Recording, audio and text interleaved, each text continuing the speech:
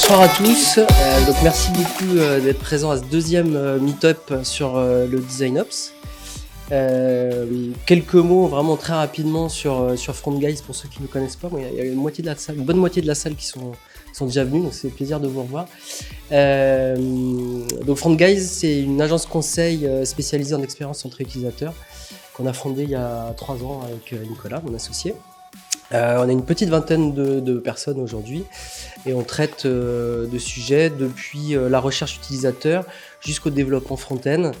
Le design ops, ça a été un sujet qui nous a vite passionnés et intéressés, et donc ça a été le gros projet fil rouge de l'année dernière et qu'on continue à travailler cette année, en particulier via l'organisation de ces meet-ups. C'est la parole à Nicolas. Tout à fait. Et bonjour à tous et bienvenue. Donc moi je suis Nicolas, donc cofondateur de Front Guys avec Pierre. Et pourquoi des meet-up Parce qu'aujourd'hui Front Guys, parmi les valeurs de Front Guys, il y a l'humilité, l'audace, mais surtout le partage. Et pour nous c'est quelque chose de vraiment essentiel. Et notamment sur les questions du design et du design ops, parce que pour nous c'est le meilleur moyen de faire grandir le design dans les sociétés. Et quand on fait grandir le design de société, dans les sociétés, on fait grandir l'humain dans la société. Et pour nous, c'est vraiment une valeur essentielle. Et donc, merci à tous de participer et merci aux intervenants. Et je laisse la main à Marjorie.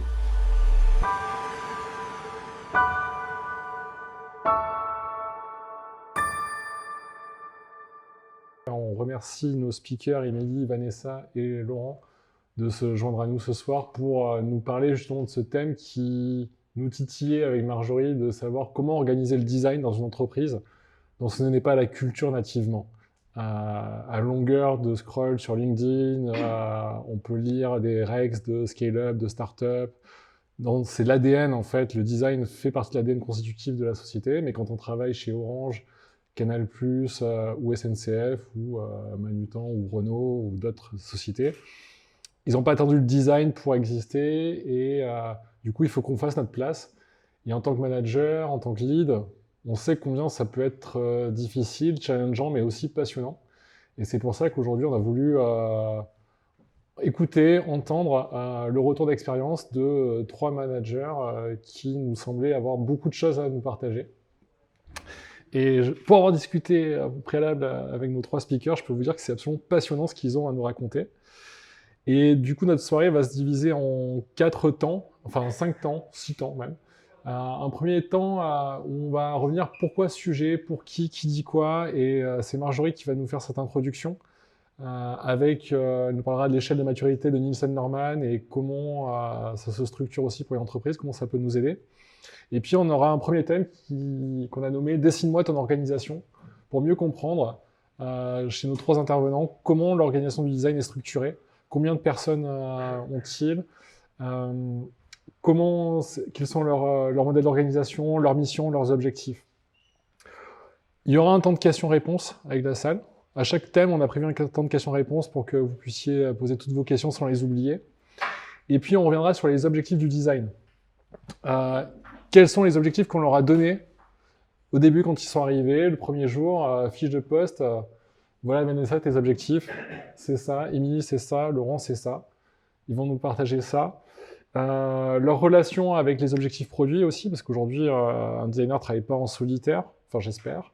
Il est souvent relié à des équipes produits qui ont de plus en plus, et de manière très vertueuse, un intérêt sur l'expérience centrée utilisateur. Du coup, comment ça se coordonne aussi. Quels ont été leurs objectifs personnels. Enfin voilà, tout un tas de questions autour des objectifs. Et puis, on va arriver dans le dur autour de comment on manage une équipe de design dans ce type d'organisation. Concrètement, ça veut dire quoi, comment on structure les rôles, qui en fait quoi, qui fait ceci, cela. Et puis, un aspect dont on parle trop peu et qui a émergé lors de nos discussions de préparation, ça a été le facteur humain, en fait. Le facteur humain est très important dans les succès, dans les échecs, dans les relations, parce que c'est pas un long fleuve tranquille aussi de manager une équipe. Et comment on gère cet aspect humain? On est sur du design, donc on est sur un sujet qui n'est pas seulement que processé, que factuel, on est aussi, on le sait bien, sur les notions d'émotion, Il y a un peu notre ego qui est en jeu aussi quand on fait un wireframe, tout ça. Donc, il faut arriver à gérer ça. Et puis, une petite conclusion, on posera la question à nos 3 intervenants. S'ils devaient se donner 3 conseils rétrospectivement, s'ils faisaient un petit retour dans le futur, ils disaient, voilà, si je devais donner 3 conseils pour mieux prendre ma prise de poste, qu'on reparte tous et toutes avec un peu une toolkit comme ça pour mettre en place des bonnes pratiques. Et après, ce qu'on attend tous, mais il faut le mériter, c'est les bières et les pizzas qui nous attendront juste après. Le programme vous convient? All good? Donc, nos speakers en quelques mots, je vais les laisser se présenter et on va commencer avec Émilie. Si tu peux dire en quelques mots ce que tu fais, ton parcours, rapidement. Ouais, enchantée, ravie d'être là. Donc moi, Émilie Larose, je suis Head of Product, Design Research, Ops et Vision.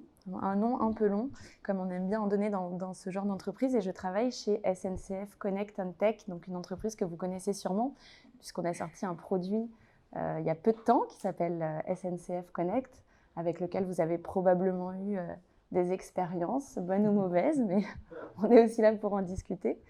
Et donc, je manage une équipe de spécialistes de l'expérience client, qui sont principalement des UX researchers, des design stratégistes et des chargés design ops. Et donc, on aura, j'imagine, le temps de revenir en détail là-dessus après. Absolument. Merci, Émilie.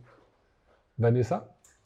Bonsoir à tous. Donc moi c'est Vanessa. Je suis donc Head of Product Design pour le groupe Canal+ depuis fin 2020 maintenant. Ça commence à faire un petit peu de temps, le temps passe vite. Et donc je suis aujourd'hui responsable en fait de toute l'expérience d'interface du produit MyCanal, donc de la plateforme de vidéo on demand. Donc pour ceux qui ne connaissent pas MyCanal, vous connaissez sûrement Netflix. C'est la même chose, c'est Canal+. Voilà. Et donc, l'idée, c'est qu'aujourd'hui, je manage donc une équipe de product designers avec différentes typologies de profils que je vous expliquerai sûrement tout à l'heure. Et donc, l'idée, c'est qu'on est responsable aujourd'hui de pourvoir l'expérience du produit MyCanal sur l'ensemble des devices et des technologies sur lesquelles, du coup, le produit est porté. Tant sur le web que sur les technos natives. Et l'idée, c'est qu'aujourd'hui, on intervient sur le périmètre principalement en France, mais également, on commence à s'étendre sur l'international, du coup, avec un fort enjeu côté groupe. Voilà. Et on termine par Laurent. Bonsoir à toutes et à tous. Donc Laurent Simonet, moi je suis directeur des opérations design au sein d'Orange France. Orange France, aujourd'hui, c'est à peu près une centaine de designers. Donc moi, je pilote l'équipe Design Ops, une équipe de 10 personnes. C'est beaucoup, une équipe de 10 personnes en Ops, je pense. Voilà. Donc j'aurai l'occasion de vous parler des différentes compétences qui sont dans cette équipe. Côté Orange France, nous on travaille sur tous les produits grand public français, à savoir le site orange.fr, les applications mobiles, la télé. Moi, mon rôle, c'est vraiment d'accompagner les designers. Finalement, je suis au service des designers. Et puis, avant de rejoindre Orange, ça fait 4 ans maintenant que je suis chez Orange, j'ai 15 ans de passé d'agence. Voilà, donc ça permettra aussi d'expliquer peut-être certaines transitions qui peuvent se faire, peut-être les différences aussi entre les deux modes de travail. Top, merci. Je vais passer la parole à Marjorie. Alors, bonsoir à tous. Ouais, alors, ce que je voulais commencer par expliquer, c'est pourquoi ce sujet spécifiquement. Je pense qu'on est nombreux dans le domaine du design à avoir fait face à des entreprises ou des situations qui nécessitaient de monter en compétences en design. Et on va vous expliquer, selon nous, donc qu'est-ce qu'est être design native ou pas. Et on a voulu se concentrer, comme disait Sébastien tout à l'heure, on va vous parler de l'échelle de maturité de Nielsen et Norman. Et pourquoi on parle de maturité UX? Parce que, selon nous, une entreprise qui est design native, c'est une entreprise qui va avoir de la maturité dans l'UX et qui va faire en sorte d'avoir tous ces facteurs, donc autant qualité, ressources, support, plein de choses qui vont permettre au final d'avoir une vision centrée utilisateur. Et cette vision, sans jugement de valeur, n'est pas toujours facile à avoir, comme on expliquait, selon les entreprises, selon les ressources, selon les priorités de l'entreprise, le budget, plein de choses. Et l'intérêt aujourd'hui, c'est de voir, avec les exemples de nos speakers, comment on peut améliorer, optimiser la place et la valeur du design aussi pour l'entreprise et pour le client. Donc, pour préciser cette échelle de maturité, Nielsen et Norman, ils ont 6 étapes. Donc, ça peut être de absent jusqu'à ce qu'on appelle user-driven. Et donc, en fait, l'intérêt de ces étapes, ça vous permet un peu de vous situer dans votre entreprise quand vous êtes lead d'équipe ou même dans une équipe en tant que designer ou autre dans une équipe product. Et autant on va évaluer la capacité, donc ça va être tout ce qui est ressources, opérations, etc., mais aussi l'envie de l'entreprise. Il faut qu'on arrive à avoir cette culture du design, à y voir l'intérêt et pas juste le faire pour le faire.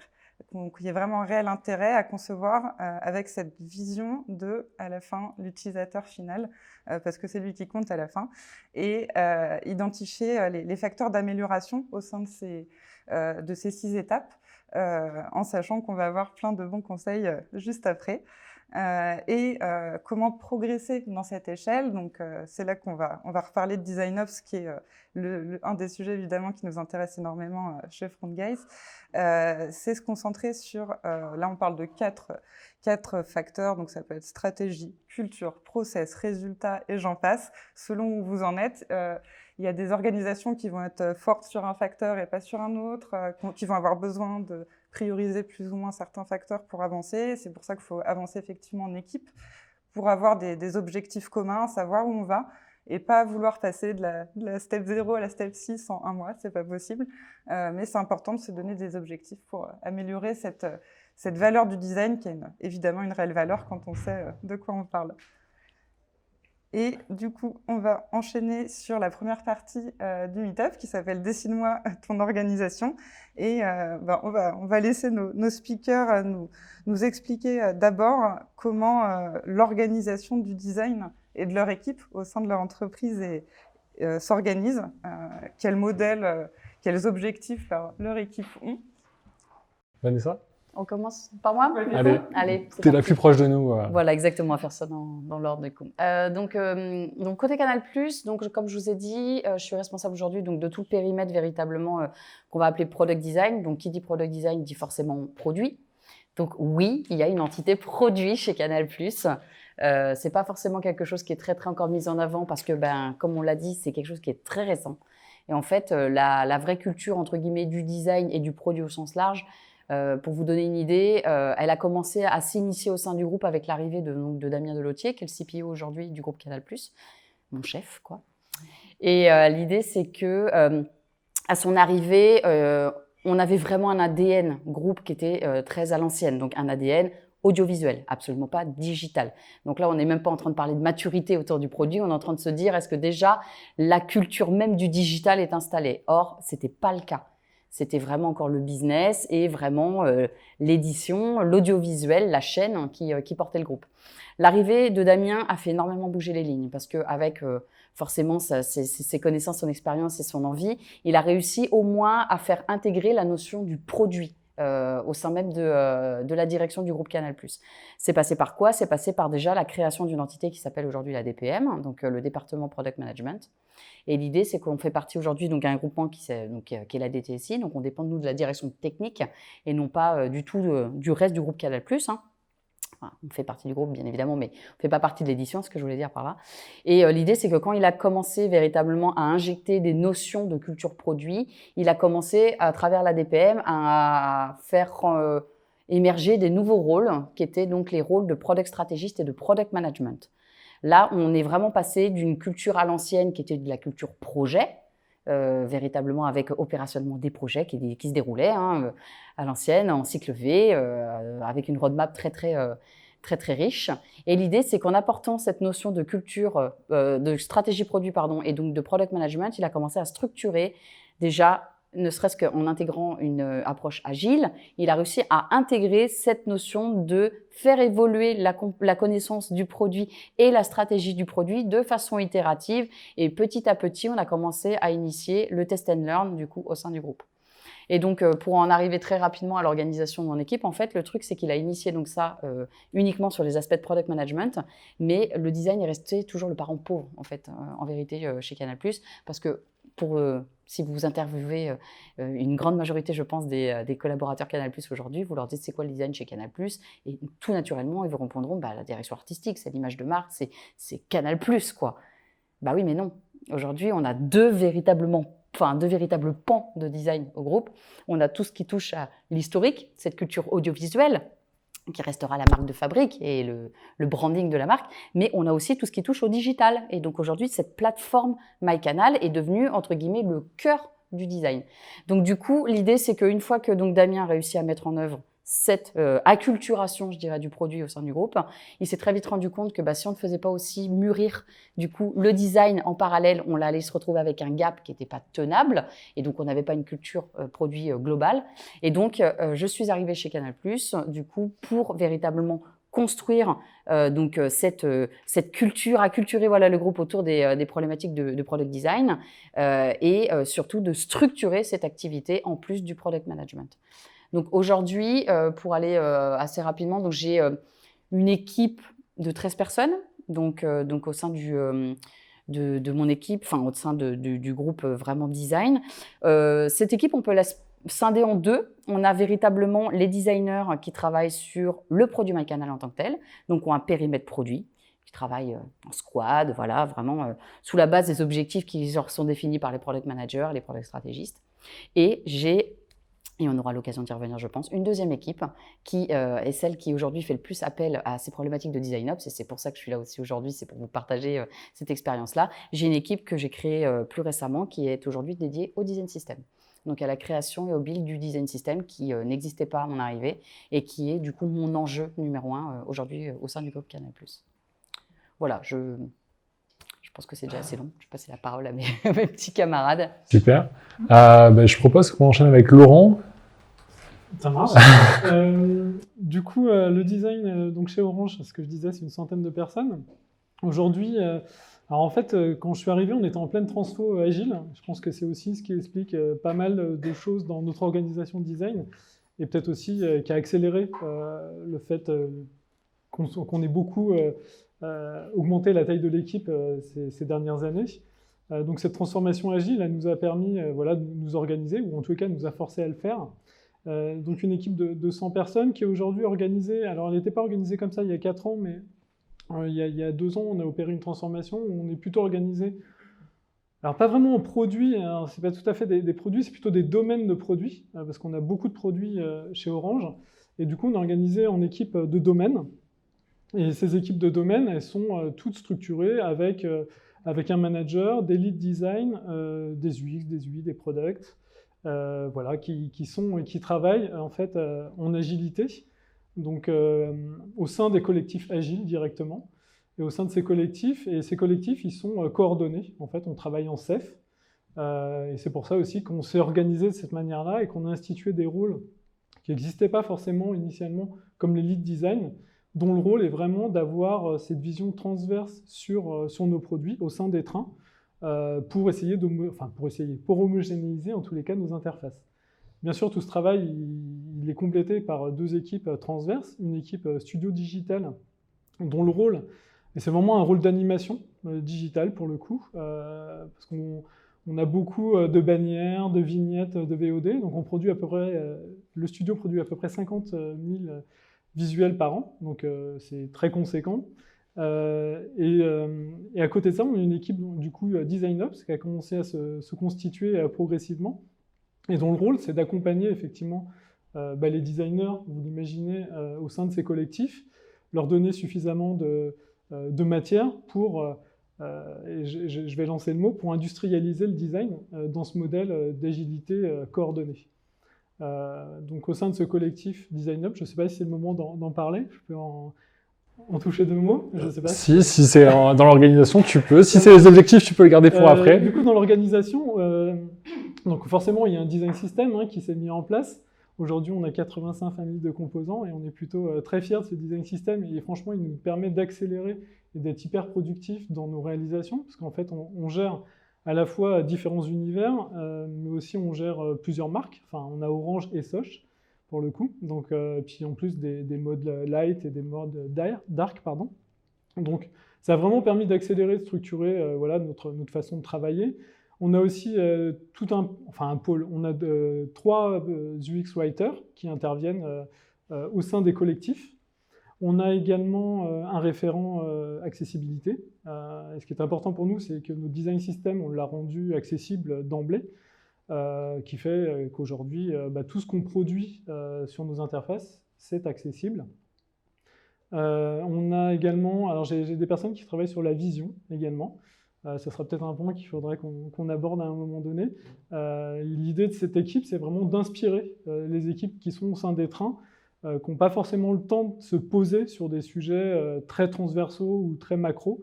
Et l'idée, c'est de leur apporter cette matière pour qu'elles puissent en bénéficier lorsqu'elles font leurs expériences et leur design de produits. Et puis, j'ai aussi une personne qui s'occupe de la communauté. Très important, la communauté, on reviendra peut-être sur la partie pan humain. Et enfin, une personne qui a un PMO qui m'accompagne, parce qu'on a une équipe, je vous disais 100 personnes, mais ce n'est pas 100 internes, on a à peu près 60 internes, 40 personnes externes qui nous accompagnent.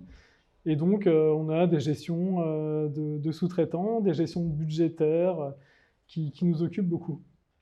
Voilà. Top. 2 organisations, 2 ambiances différentes, mais un point commun de le design system déjà qui apparaît. Et on va voir avec Émilie chez SNCF si le design system est là, comment ça se passe. Oui, il est là aussi. Alors, peut-être qu'avant de vous décrire l'organisation, je reviens sur Connect and Tech. Pour situer un peu l'entreprise, ça n'est pas la SNCF. C'est une filiale privée qui est en fait distributeur de la SNCF. Donc voilà, on distribue des billets de train. Et peut-être que ça peut être intéressant de faire un pas en arrière. Moi, quand j'ai rejoint l'entreprise, ça ne s'appelait pas comme ça s'appelait e-Voyageurs SNCF. Et donc, on avait 3 produits phares. Donc, oui, SNCF, qui distribuait des billets de train longue distance, donc du TGV.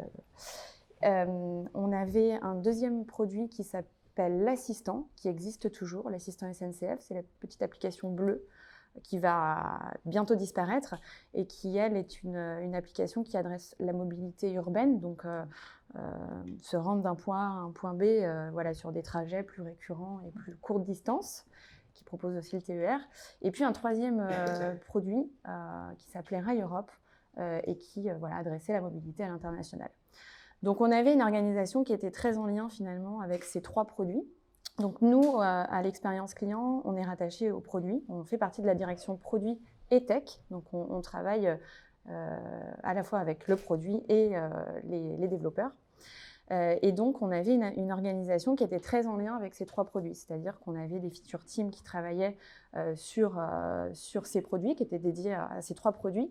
Et puis on avait des équipes transverses qui travaillaient la research, l'UX writing, voilà, des métiers comme l'accessibilité, le conversationnel, voilà, beaucoup de fonctions transverses et beaucoup de métiers plus focus sur ces produits-là.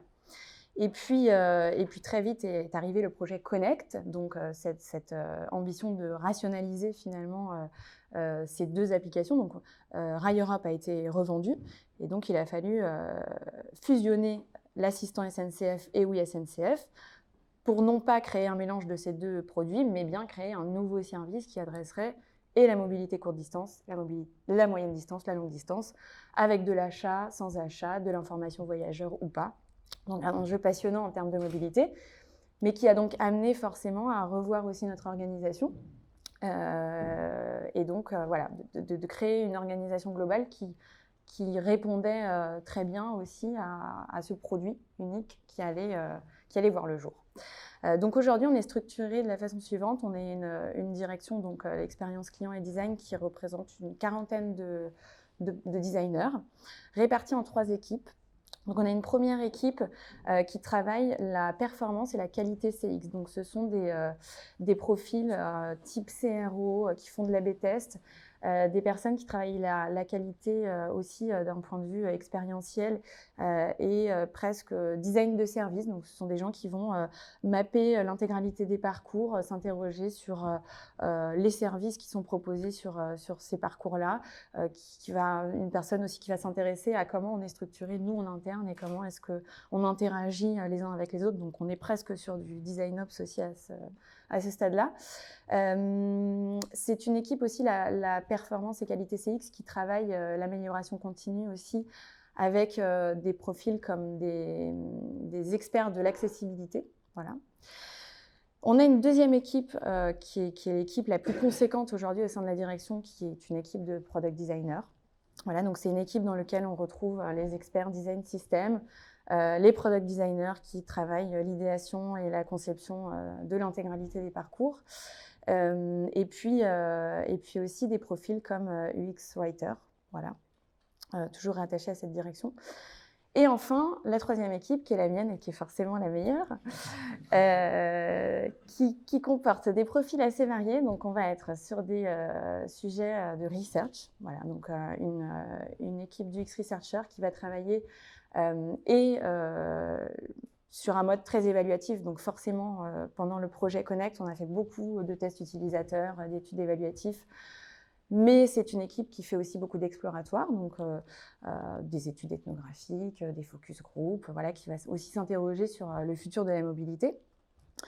On a aussi une partie de l'équipe qui va travailler la vision à plus long terme, donc plutôt sur la partie design prospective, donc s'interroger sur la mobilité en 2024, en 2030, et imaginer, en fonction de la société dans laquelle on vit, d'essayer de capter les signaux faibles, politiques, environnementaux, sociaux, qui vont forcément avoir un impact sur la mobilité et donc in fine sur nos produits. Donc ça, c'est une partie de l'équipe qui travaille aussi ces sujets-là. Et puis enfin, une personne qui est dédiée au sujet DesignOps. Alors, ce sont des sujets qui sont portés par l'ensemble de la direction, donc les sujets d'onboarding, évidemment design system, qui sont portés par des product designers de la direction, et puis des sujets plus ponctuels comme organiser le temps de travail, passer moins de temps en réunion, monter en compétences. Voilà, ça c'est des sujets qui sont vraiment pris en charge par la personne chargée de ces missions-là au sein de l'équipe. Voilà. Merci beaucoup, passionnant. Est-ce qu'avant qu'on passe au thème suivant, est-ce que dans la salle, il y a des questions? Pas de questions. Est-ce qu'entre vous, vous avez des questions à vous poser sur votre organisation? Moi, je fais juste une petite précision parce que du coup, mes deux petits camarades ont détaillé l'équipe. Je voulais juste donner un point de précision sur les profils que j'ai aujourd'hui au sein de l'équipe. Comme j'ai dit, j'ai une équipe qui est scindée en deux, vraiment une équipe qui est vraiment orientée produit, qui travaille sur l'interface MyCanal au quotidien. Et donc, elle est composée, cette équipe-là, donc de 11 personnes. Du coup, j'ai donc 2 lead designers qui sont véritablement responsables de l'idée, donc tous les designers, tous les product designers de l'équipe, et ils se répartissent 2 grands périmètres, entre guillemets, produits, que sont la partie véritablement acquisition, monétisation, donc avant du coup de devenir abonné Canal+, et la seconde partie, c'est vraiment la périmètre plutôt engagement, qui est véritablement une fois qu'on consomme la plateforme ainsi que ses contenus. Et donc donc, au-delà de ces 2 leads, j'ai aujourd'hui, donc, que je ne dise pas de bêtises, ça commence à faire beaucoup de monde tout ça, 7 product designers qui véritablement donc, conçoivent les interfaces produits. Et j'ai une UX writer et un motion designer qui intervient pas majoritairement sur le produit aujourd'hui, mais plutôt sur de l'aide à de la communication autour du produit. Et j'ai donc cette deuxième équipe qui aujourd'hui est entièrement dédiée donc au design system, qui est composée aujourd'hui d'un product designer à temps plein, donc qui est véritablement dédié à ça, et donc de la personne qui est donc de la DesignOps, du coup qui est en charge véritablement de m'accompagner dans la conception, la mise en œuvre et bien évidemment l'implémentation de tous les process inhérents au design system. Donc ça reste aussi une équipe très variée. Mais du coup, contrairement peut-être à d'autres équipes, on n'inclut pas aujourd'hui les problématiques de user research, de user testing et de product data, parce qu'on a 2 entités du coup au sein même donc de la DPM, donc la direction product management, qui sont responsables de ces périmètres-là. Et donc c'est vraiment en collaboration étroite qu'on travaille au quotidien, mais ça ne nécessite pas en tout cas qu'on porte sous le chapeau du product design ces 2 expertises qui nous sont... Selon l'organisation, en fait, il y a certains sujets finalement qui sont pris par l'équipe design ou pas du tout au final? Non, C'est ça? tous les sujets sont traités par l'équipe design, mais on travaille en collaboration amont avec il y a la user research et la data pour pouvoir alimenter notre réflexion. Et du coup, in fine, quand on arrive en phase de test, du coup, on ressollicite et on retravaille en collaboration avec cette équipe-là. Donc au quotidien, on est ensemble et on travaille au quotidien. Mais ils ne font pas partie, en tout cas en termes d'organisation, de mon équipe product design en tant que telle. Et je pense que ça peut changer. J'ai une question, moi, qui va justement vraiment. On m'entend bien? J'ai une question en fait qui va vraiment dans ce sens-là. Dans mon organisation, on est aussi séparé entre product design et user research. Et justement, les points d'interaction entre les deux, puisque la frontière est parfois très fine, sur les user tests par exemple, qui porte la responsabilité, enfin, j'ai envie de dire responsabilité, mais peut-être plutôt, qui va organiser les user tests? Est-ce qu'ils vont être menés par les product designers ou est-ce que c'est toujours la user research qui va les mener? Il y a l'aide ou pas d'un product designer? Enfin voilà, quelles sont les interactions en fait entre product design et user research? Je veux bien répondre. Alors du coup, au sein d'Orange, en fait, nous, on a une équipe qui s'appelle la connaissance client, qui est une autre direction que la nôtre, qui gère en fait toutes les études utilisateurs, enfin qui gère toutes les études clients. Ils se sont mis en fait, vu qu'on a fait un peu vu qu'on est venu en nombre et l'agilité a un peu bousculé les choses. Du coup, on était obligé de mettre en place des process plus agiles dans les tests utilisateurs, parce que chez Orange, il y a une cellule qui est à Rennes qui s'appelle le CTC, donc le centre de test client, qui est assez connu finalement dans le côté user research, parce que c'est une maison dans laquelle on fait venir les clients. Voilà. C'était un process qui était un peu long et pas forcément agile, et du coup, il a fallu qu'on l'agilise. Mais du coup, en fait, nos correspondants sur ces sujets sont des leads connaissances clients qui sont dans une autre direction. Ce qui fait qu'on a un peu des UX designers qui expriment des besoins, qui sont accompagnés par des gens qui connaissent très bien la data, mais pas forcément très bien les problématiques de user testing. Ce qui fait qu'aujourd'hui, on est à peu près calé, mais je pense qu'on rate quelques étapes. Et on va intégrer justement un profil Research Ops à partir de septembre, qui justement va faire le lien entre les designers produits, donc la soixantaine de designers produits, et les équipes connaissances clients, pour justement nous aider à structurer nos expressions de besoin, pour qu'aussi les designers aient des prototypes qui soient propres, pour qu'on puisse faire les études et qu'on ait des résultats qui sont quali, et un peu organiser toute cette user research. En tout cas, c'est comme ça chez Orange qu'on va travailler. Alors nous, chez Connect and Tech, la difficulté, c'est que la connaissance client, elle émane de pas mal de directions différentes. Donc effectivement, on a la voix du client qui va nous apporter de la data. On a évidemment le data mining qui va aussi nous apporter une autre source de connaissances. Des product stratégistes. Voilà, on a tout un ensemble de sources. Donc il y a un enjeu évidemment de centralisation de cette donnée et d'interprétation. C'est pas encore à notre main, mais il y a un enjeu derrière tout ça. Et pour répondre à ta question sur la sollicitation de user test ou autre, c'est vrai qu'on est principalement sollicité par les product designers. Soit le sujet nous semble complexe et donc ça va être vraiment à la main de l'UX researcher qui va mettre en place une méthodologie appropriée pour répondre aux questions ou à une problématique. Soit le sujet nous semble assez simple et assez rapide à mettre en place. Et là, on a la chance de pouvoir aller n'importe où en gare pour avoir accès à nos clients. On fait du guérilla, on invite le product designer à participer. Voilà, c'est fait de façon assez rapide. Donc tout dépend du dispositif, mais on n'est pas seulement sollicité par les product designers aujourd'hui. On peut être aussi sollicité par d'autres, par un product manager ou autre au sein de l'entreprise qui se pose une question ou qui veut aller creuser tel ou tel sujet.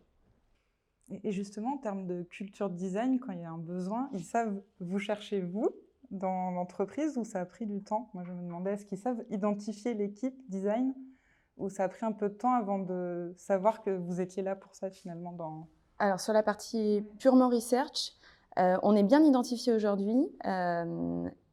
Alors, on a beaucoup de visibilité puisqu'on invite tout le monde aux restitutions et les gens apprécient. C'est vrai qu'ils sont intéressés. Et je crois que François me disait la même chose chez vous d'ailleurs. François est très intéressant. Mais oui, ça vient de là sûrement aussi. Mais c'est vrai que quand on rend les supports assez ludiques, qu'on met des extraits vidéo, qu'on leur montre concrètement qui sont nos clients, ça intéresse tout le monde. En revanche, moi, la limite que je vois, et ce sur quoi il faut qu'on fasse un peu de pédagogie, c'est qu'on est sollicité pour du test. Voilà, les UX researchers font du test utilisateur et ça s'arrête là. Voilà, donc il faut faire un peu de pédagogie pour expliquer qu'on peut être aussi en exploration et qu'il y a plein d'autres méthodologies et que finalement la méthodologie, c'est à nous de la trouver. Eux, on leur demande une problématique. Et d'ailleurs, je me permets de répondre, mais c'est vrai qu'aujourd'hui, nous, chez Canal, ce n'est pas les product designers finalement qui sont à l'origine des demandes. En termes de user research ou de user testing, ce sont vraiment les product managers qui pilotent ça. Les product managers sont garants de la stratégie vraiment du produit sur leur périmètre respectif. Et l'idée, c'est quand on a un besoin qui soit test ou qui soit exploratoire, comme vient de le dire Émilie, l'idée, c'est qu'il faut que ce besoin soit du coup exprimé par le product manager. Bien évidemment, étant donné que le product manager travaille en collaboration étroite avec le product designer, il y a une espèce de construction collective en fait et commune de tout ce qui va être scénario de test et objectif surtout en fait de ces tests-là ou de la recherche utilisateur initial. Et une fois que du coup ils se sont mis d'accord sur l'approche, c'est le designer qui prend bien évidemment le relais sur l'aspect plutôt production du prototype en tant que tel. Et ce sont les équipes de François Meunier, notre Head of Product Research Canal+, qui pilotent et animent. C'est bien évidemment ces tests-là, parce qu'ils ont l'expertise, mais les Product Managers et les Product Designers sont systématiquement présents pendant le déroulé des tests et in fine, comme on enregistre tout par la suite, on restitue également tous ces tests-là ou en tout cas tous ces enseignements à toutes les entités concernées, donc pas uniquement le produit, mais bien évidemment le marketing, le business, voire même la tech, bien évidemment s'il y a des enjeux qui sont un peu plus larges que juste des enjeux d'interface. Merci beaucoup. Je retiendrai l'importance du partage à toutes les équipes des restitutions. C'est hyper important. Merci. Là, on est complètement dans le pilier du partage dans le design hub, c'est de la culture UX. Et moi, je ferai un lien avec notre deuxième thème qui est justement les objectifs de design. Et comment vous vous rattachez justement parce que vous êtes identifié comme des sources de connaissances ou de production. Quels ont été ou quels sont vos objectifs clairement identifiés qui vous ont été donnés par votre entreprise autour du design? Et vous, par rapport à ces objectifs-là, quels sont les vôtres en fait? Parce qu'il y a toujours, on nous demande de faire ça, mais nous en tant que designer, on est toujours aussi dans une phase de conquête en fait au niveau du design. Et vous, quel est votre objectif de conquête versus l'objectif qui vous a été donné? Alors, je peux spécifier, mais... Parce qu'en fait, ce que j'entendais, c'est qu'il y avait... Donc, les objectifs. Toi, par exemple, quand tu es arrivé chez Orange, Oui. quel est ton objectif, par exemple? On t'a dit, voilà, Laurent, on a besoin que tu mettes ça en place, on souhaite en arriver là. Alors, clairement, ce que je disais, je suis arrivé dans un contexte d'agilisation. L'objectif, c'était vraiment de basculer 90% de nos projets en agile. Donc je dis pas qu'il y avait de l'agile qui s'était mis en place sur certains sujets, sauf que là on passait vraiment à l'agile à l'échelle. Orange c'est un peu un gros paquebot, mais une fois qu'il commence à se mettre en marche, en fait c'est impressionnant parce que ça déroule. Ce qui fait qu'en 2 ans et demi, on a agilisé quasiment, on est à l'objectif quasiment de nos projets. Et donc on est en agile parfaitement. Donc l'objectif, c'était vraiment de caler le design sur ce nouveau mode de travail qui se mettait en place. Donc, la brique essentielle, c'était de faire en sorte que le design soit une des briques, au même titre que puisse l'être une équipe de développement au sein de cette organisation agile. Donc ça, c'était vraiment le challenge. Et donc l'objectif, c'était je vais caricaturer, mais c'était plutôt déjà un objectif de grossir en taille pour apporter les ressources au sein de ces collectifs. Dans un deuxième temps, forcément, une fois qu'on a grossi, on a fait la moitié du chemin et très vite, on voit les lacunes qu'on peut avoir. Et donc, il a fallu structurer et organiser et mettre en place l'ensemble des assets nécessaires à cette équipe pour qu'elle puisse travailler de façon homogène. Donc la mise en place du design system est arrivée comme une évidence, mais pas que le design system, nos chartes éditoriales, l'accessibilité, et puis toutes les briques, j'ai envie de dire, qu'on peut retrouver qu'on retrouve dans les matrices aujourd'hui DesignOps. Eh ben, on a été les chercher une par une pour structurer et organiser notre activité. C'est concis, crystal clear. C'est Vanessa, Émilie qui souhaite rebondir. Alors moi, c'est un peu particulier parce que quand je suis arrivée chez Connect and Tech, donc chez eVoyageur, donc c'était en plein confinement et je suis allée récupérer mon ordinateur. Et là, on m'a dit, tu vas travailler sur un super sujet, ça s'appelle Invictus, puisque c'était le nom de code de Connect. Voilà. Donc finalement, les objectifs qui étaient posés avant mon arrivée étaient un petit peu bousculés avec l'arrivée de ce nouveau projet. Là où je pensais arriver pour homogénéiser l'expérience entre les différents produits, créer des process communs aux différentes équipes, voilà, travailler à une vision un peu plus haute, finalement, on se lançait dans la conception d'un nouveau produit et ça allait durer 18 mois et pour ne rien vous cacher, on a eu la tête dans le guidon jusqu'à très récemment, donc ça a été très compliqué de à la fois se structurer pour concevoir ce nouveau produit, à mettre en place et imaginer des objectifs autres que la conception même de ce produit. Donc voilà, c'est un peu particulier, mais il a fallu malgré tout, pour répondre aux enjeux de la conception, voilà, se structurer, donc réorganiser la team design en grand, et puis mettre en place une vraie phase de recherche utilisateur et de compréhension des comportements pour pouvoir structurer le socle du projet. Et donc ça, c'est passé par voilà, beaucoup de recherches, de centralisation de connaissances clients pour la création de documents très stratégiques, des principes d'expérience, des expériences map et persona qui n'existaient pas jusqu'à présent puisqu'on avait ce type de documents qui étaient documentés sur Wii, sur l'assistant, mais non pas sur un service plus global qui répond à de la courte, moyenne et longue distance. Donc voilà, ça a été un enjeu très lié à la prod finalement et très lié à la structuration, un peu dans l'urgence d'une direction comme la nôtre.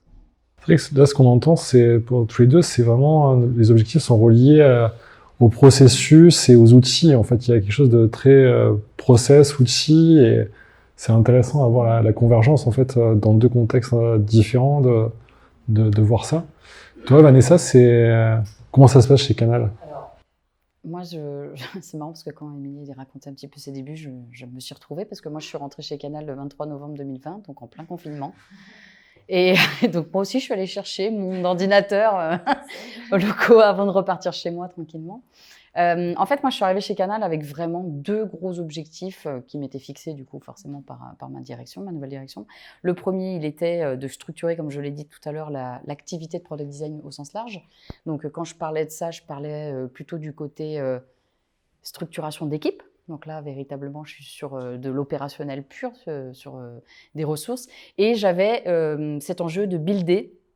La demande initiale, c'était de commencer à initier, du coup, le design system. Objectif que je me suis moi-même challengé pour aller dire non, on va aller jusqu'à créer carrément la plateforme du groupe Canal+, plateforme de marque, soyons fous, juste design system, ça ne me suffit pas. Et donc ça, c'était vraiment les deux enjeux, les deux objectifs sur lesquels on m'attendait bien évidemment en tant que nouveau Head of Product Design. Mais pour moi, en fait, très très rapidement, je me suis rendu compte que j'avais un enjeu majeur quand je suis arrivée chez Canal. Et c'était absolument pas, du coup, les deux enjeux qui m'étaient fixés par ma direction. C'était un enjeu humain et managérial, en fait. Parce que du coup, comme je vous l'ai dit, je suis arrivée chez Canal à la tête d'une équipe. Donc à l'époque, il y avait 7 personnes. Quand je suis arrivée il y a à peine 2 ans, je me suis dit, OK, je récupère 7 personnes, j'ai une activité qui n'est pas du tout structurée, qui n'est pas visible, qui n'est pas identifiée au sein du groupe. Il y a tout à faire et je suis à distance. Tout en sachant que j'ai mis quasiment 7 mois avant de rencontrer pour la première fois mes collègues et mon équipe. Donc je me suis dit, bon, si j'arrive pas à mettre en place en tout cas une approche managériale adéquate. L'idée, c'est qu'il n'y a rien qui va prendre, en fait. J'arriverai ni à faire grandir l'équipe, ni à faire grandir l'activité, ni à structurer le système et à embarquer surtout personne. Donc, en fait, mon objectif que je me suis fixé, c'est déjà, en fait, de me remettre complètement en question. Ça faisait quoi? Ça faisait 7-8 ans que je faisais déjà du management à différentes tailles d'équipe. Et je me suis dit, en fait, mon enjeu numéro 1, pour pouvoir être à même de répondre à mes objectifs individuels, il est tout simplement de revoir complètement ma façon de manager en incluant toutes les problématiques qui impliquent forcément le distanciel. Et donc, avec en arrière-plan, véritablement, l'envie de créer une vraie cohésion d'équipe, ce qui était pour moi l'ambition, ou en tout cas l'objectif majeur par rapport à ça. Du coup, je me suis permis, quand tu parlais, de basculer sur l'autre slide parce que finalement, je me rends compte que on arrive au cœur de notre sujet et peut-être qu'il y a des questions sur les objectifs, mais s'il n'y en a pas, je pense que t'as mis le doigt là dans le cœur de la matrice, qui est vraiment de comment vous avez managé, en fait, comment vous managez votre équipe, ses ressources humaines, par rapport au process, à l'existant, les objectifs qui changent, justement le distanciel, le présentiel aujourd'hui. Comment vous vous organisez peut-être si tu veux continuer là-dessus, Vanessa. Je continue du coup là-dessus. Alors moi, ça est très simple. En fait, comme je vous l'ai dit, hein, fallait faire avec la contrainte numéro 1, qui était numéro 1, bien sûr, qui était le distanciel. Je connaissais pas les personnes. Je me suis dit le meilleur moyen, c'est d'apprendre à commencer à les connaître. Et surtout de régulièrement prendre le pouls en fait sur leurs envies, leurs freins, enfin bref, être continuellement dans de la user research finalement. Et donc moi je me suis organisée comme ça, c'est quelque chose que j'avais l'habitude de faire au préalable. J'ai des one-to-one individuels de façon hebdo, donc avec tout le monde de l'équipe. Alors maintenant j'atteins une taille d'équipe, bientôt 3 autres personnes qui vont venir nous rejoindre, donc allez on va dire toutes les 2 semaines maintenant, si je veux travailler encore un petit peu. Donc ça, c'est véritablement pour m'assurer que j'ai toujours en fait un moment de disponible chaque semaine pour discuter avec une personne, vraiment juste nous deux. Donc on parle de ce qu'elle veut parler, on parle du pro, on parle du perso, on parle pas s'il n'y a rien à se dire, on annule le point, mais l'idée c'est que ce point, il est là et au moins il a le mérite d'exister. Et ça me permet moi en tout cas personnellement de faire un suivi hyper régulier en fait de l'évolution en tout cas des personnes de l'équipe. Ça, pour moi, c'est primordial. Et j'ai rendu obligatoire du coup un événement mensuel qui est donc mon team meeting. Donc c'est 3 heures, une matinée donc c'est une matinée tous les débuts de mois. Tous les designers sont obligés d'y assister, même si certains n'aiment pas se lever et être là à 9h30, mais bon, ça, c'est une autre problématique. Et l'idée, c'est que vraiment, ce rituel, il a 2 objectifs. Il a déjà celui de rassembler, parce que forcément, à distance, un team meeting, on se voit qu'à travers des Teams, on se voit là, une demi-heure, 1 heure, et c'est hyper difficile pour que les gens qui intègrent une équipe en fait apprennent à connaître les autres. Donc au moins ça force tout le monde à se connaître. Et l'idée c'est que je voulais faire de ce point-là aussi un vrai moment de partage et d'apprentissage, ou en tout cas de awareness. Donc j'ai toujours un moment de partage entre l'équipe du coup où forcément on se dit ce qui se passe dans le groupe, on se tient au courant de certaines choses pour lesquelles on n'était pas vraiment aware. Et la deuxième phase, la deuxième partie, il y a toujours une phase de awareness ou d'ouverture d'esprit que j'appelle Open Your Minds.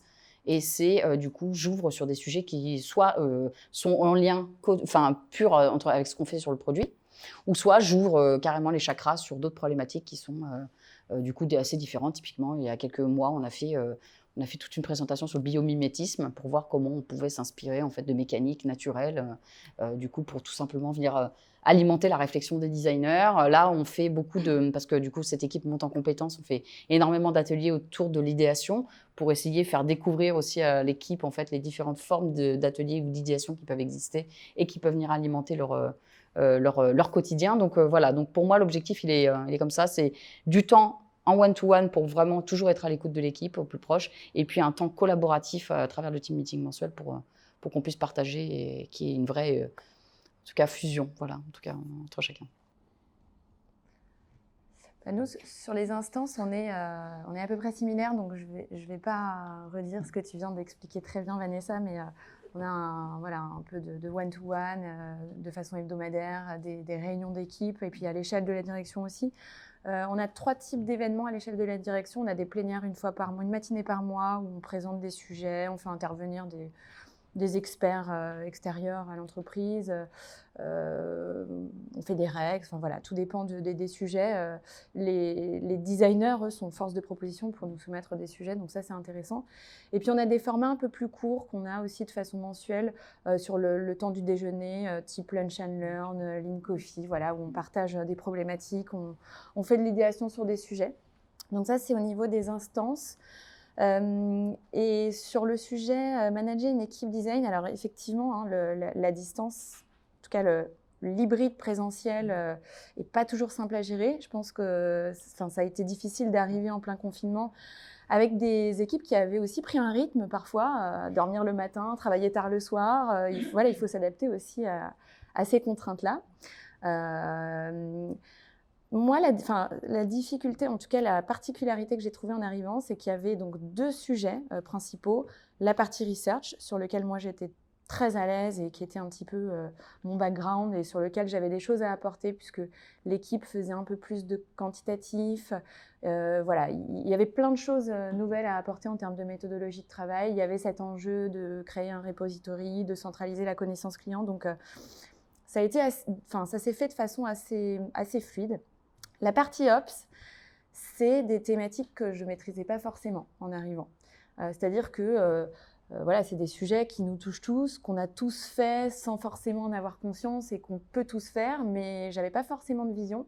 Et je suis arrivée chez eVoyageurs avec une roadmap déjà préétablie qui avait été posée par une agence externe. Donc il a fallu que je m'approprie cette roadmap et qu'on la construise aussi ensemble.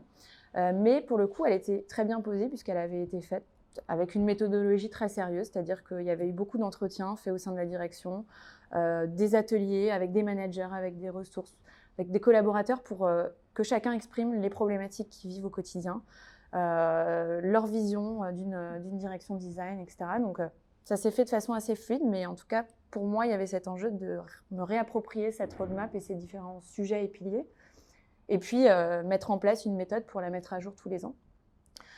Et puis après, la troisième partie de l'équipe qui n'existait pas à mon arrivée, je trouve que c'est intéressant en termes de management, c'est-à-dire que je considère qu'on en a parlé, le facteur humain il est important.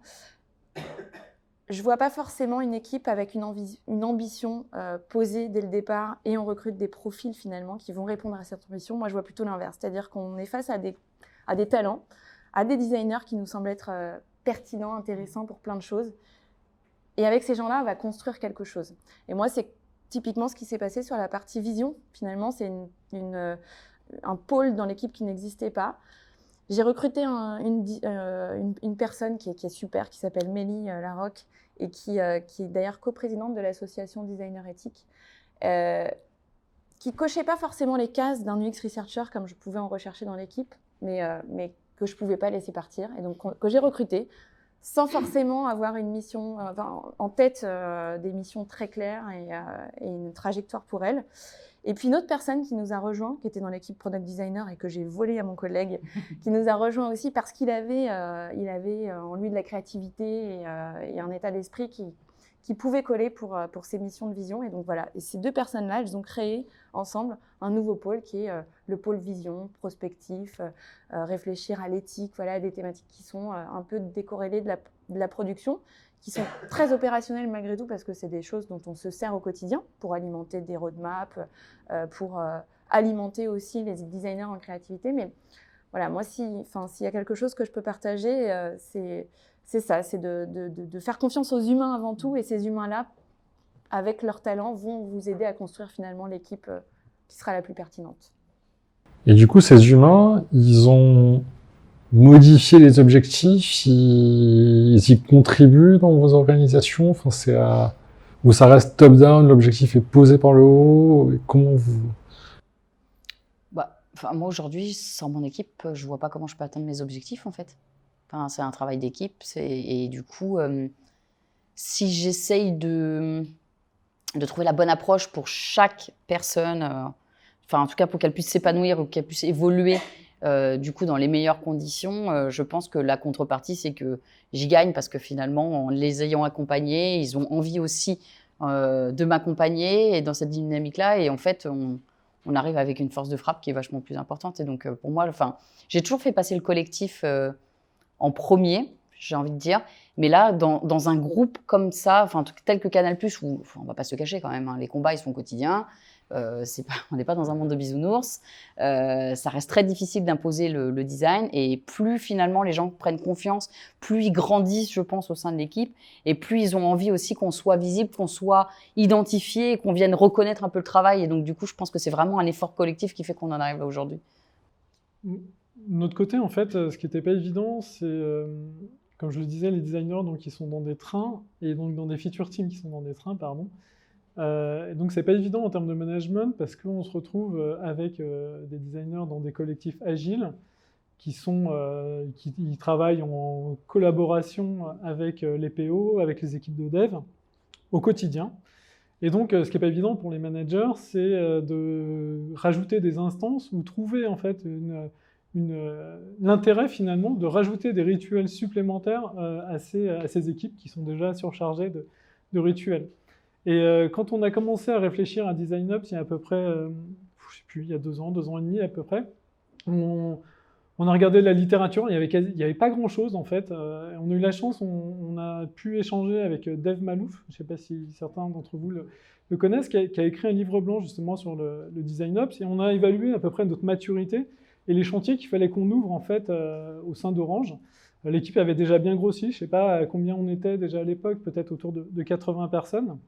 Et on avait des vraies lacunes. Et je pense qu'il y a 2 sujets qui nous ont bien aidés à fédérer notre collectif et aujourd'hui à apporter, enfin j'ai le sentiment qu'on apporte quelque chose de plus et d'en dehors finalement de ce qu'ils vont trouver au sein des collectifs produits. Déjà, on a mis en place une communauté design qu'on a structurée avec des rituels, pas des rituels quotidiens, mais on a une newsletter. Ça paraît bête, mais au moins on a une newsletter. On a malgré tout, on a beaucoup de turnover. Ce que je disais, on a à peu près une 40aine d'externes, donc forcément, il y a des allées et venues. On a mis en place un onboarding, justement, pour toutes les personnes qui nous rejoignent.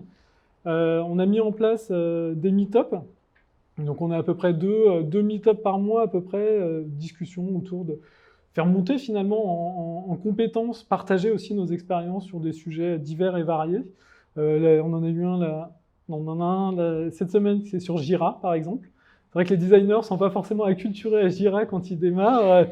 Voilà, ça fait partie de nos outils. Donc, je suis d'accord. Voilà, le meet-up s'appelle Jira, je dirai pas. Voilà, on essaie de trouver des trucs un peu sympas. J'ai vraiment une personne super chouette qui anime la communauté et franchement, c'est un vrai bonheur. Et je pense que ça fait beaucoup, notamment. On a une core team qui s'est constituée, justement. L'idée, c'est pas une seule personne, mais justement, c'est un collectif. L'idée, c'est aussi que les gens apportent à des moments clés leurs compétences. Et puis, on a mis en place aussi ce qu'on appelle l'appel du design. Donc, c'est 1 fois par mois. Aujourd'hui, c'est un rendez-vous sur lequel on fait un Rex ou un partage d'un des projets. Et puis, on fait venir des externes. D'ailleurs, je serais ravi de vous accueillir. Et on fait, il y a un externe qui vient nous raconter soit des sujets d'organisation, soit des problématiques qu'il rencontre. Et c'est toujours hyper enrichissant pour l'équipe. Donc, on a mis en place cette communauté. J'ai le sentiment que ça donne un souffle, parce qu'on avait une forte croissance, et du coup, on avait le sentiment de passer à côté de l'humain, excusez-moi, mais un peu ça nous échappait quelque part. Et l'agilité aide pas, pour ça, je trouve personnellement. Et l'autre sujet qui nous a aidé à fédérer, je trouve, l'équipe, j'espère, s'ils m'entendent, on s'est fait accompagner parce qu'on avait un sujet de performance. Si on regarde les matrices DesignOps, c'est la performance. Comment est-ce qu'on mesure la valeur qu'on apporte? Et donc, on a décidé de mettre en place des OKR pour mesurer... alors, c'est des OKR métiers. C'est en gros comment est-ce qu'on peut mieux accompagner les équipes avec qui on travaille. Et donc, on s'est fixé 2 axes. Un axe qui est sur l'excellence et un axe qui est sur l'inspiration. Et donc, à travers ces 2 axes, on s'est donné des objectifs pour valoriser, à la fois valoriser notre travail, mais aussi le faire monter, si j'ose dire, en excellence. Et du coup, ça fédère en fait toutes les équipes. Et tout à l'heure, tu parlais d'objectifs, on parlait de bottom-up et top-down. Donc, il y a des directions qui sont données quand même par l'équipe de manager design, mais ce ne sont que des directions. L'intérêt des OKR, c'est que ce qu'on appelle les key results, en fait, ils vont être à la main des équipes, et ce sont eux qui décident collectivement quels sont les objectifs, comment est-ce qu'ils veulent atteindre et comment ils vont contribuer à ces objectifs. Et moi, pour ma part, j'y ai trouvé un vrai bénéfice parce que l'équipe DesignOps, c'est une équipe qui est très éclatée. C'est un peu bizarre, mais c'est des compétences très spécifiques sur des domaines différents. Et ça nous a fédérés.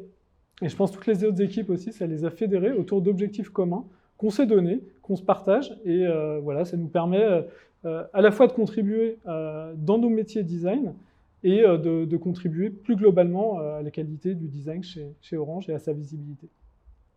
C'est hyper intéressant. Moi, ce que je vois aussi, c'est que vous êtes tous les trois dans des entreprises où je pense qu'il y a beaucoup de boulot, comme tu disais, entre autres Émilie, toujours un peu la tête dans le guidon, et que vous arrivez quand même à faire sortir un peu l'esprit des designers de leur sujet via des rex, des meet-up, de la communauté. Et je trouve ça génial, mais limite impensable d'arriver à faire les deux en même temps. Donc bravo, parce que c'est vrai que souvent, quand on a la tête dans le guidon, on a du mal à fédérer les équipes autour d'autres sujets. Je trouve que ça peut être complexe. Et au final, apparemment, vous y arrivez, c'est super et on y gagne. Et vous l'avez finalement pas perdu sur le temps de travail parce que ça leur permet, je suppose, de s'ouvrir à d'autres choses et de respirer un peu de leur sujet du moment aussi. Et c'est le côté humain dont on parlait qui est au final hyper important et qui n'existait pas, je suppose, au début quand vous êtes arrivés. J'ai une petite anecdote autour de ça. Quand je suis arrivée chez Canal+, la première semaine, comme je vous le disais, j'étais donc à distance.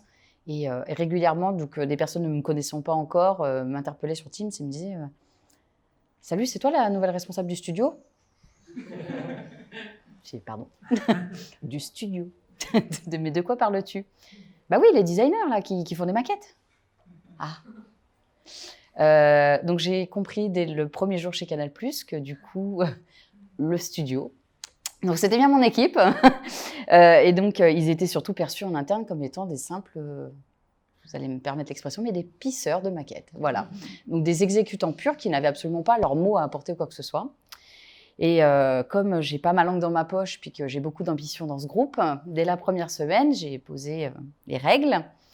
Et j'ai interdit purement et simplement d'appeler mon équipe studio, sous couvert évidemment d'une vengeance à la hauteur de l'insulte.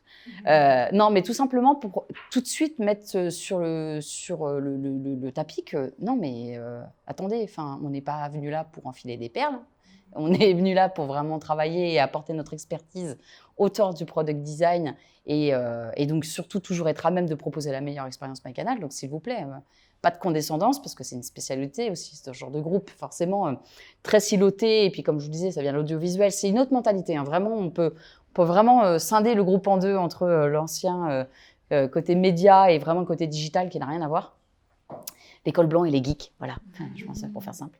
Et donc voilà, je pense que c'était important au moins de tout de suite mettre les points sur les i et de se dire non, on n'est pas uniquement de simples exécutants de maquettes, on est là pour véritablement mettre à disposition notre expertise du product design au sens large et on est là pour nos abonnés, on n'est pas là pour juste mettre des couleurs. Première action managériale, la reconnaissance. Première action managériale, voilà, j'ai haussé le ton tout de suite. Voilà. Non, mais c'est intéressant parce qu'on entend la reconnaissance du design, en fait, placer le design sur la carte et bien l'identifier et bien le nommer. C'est bizarre parce qu'ils m'ont bien identifié. Voilà. Nous, on n'a pas du tout, opté pour ça, en fait. On a fait plutôt l'inverse. C'est-à-dire, on est arrivé plutôt humble, genre, on est des peintres. Et on va vous accompagner. En fait, on s'est imposé dans les collectifs. Alors, quand je dis on, c'est tous les designers, hein, bien sûr, se sont imposés dans les collectifs avec une méthodologie, avec une approche. Alors, c'était long, hein.